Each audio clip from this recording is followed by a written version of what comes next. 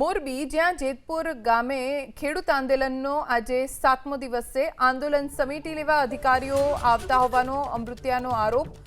અધિકારીઓ આંદોલન સમિતિ લેવા માટે ખેડૂતોને અપીલ કરી રહ્યા છે। ઉપવાસીઓનો આંદોલન સમેટવાનો સ્પષ્ટ ઇનકાર છે। અધિકારીઓ ઉપવાસીઓને મુખ્યમંત્રી સાથે મુલાકાતના વચનો આપે છે।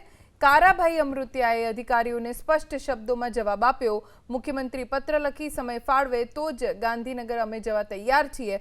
માત્ર 5 વ્યક્તિઓની ટીમ મુખ્યમંત્રીને ગાંધીનગર મળવા માટે જશે તેવું કારાભાઈ અમૃત્યાએ કહ્યું છે।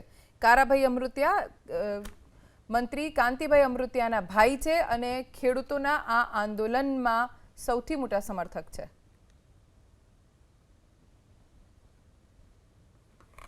મુલાકાતે આવ્યા હતા આપણી તબિયત પૂછવા માટે અને એ લોકો એવું કહે છે કે તમારી તબિયત સાચવજો, તમારી વાત અમે ગાંધીનગર પહોંચાડવા માટે પ્રયત્ન કરીએ છીએ અને પહોંચાડીએ છીએ।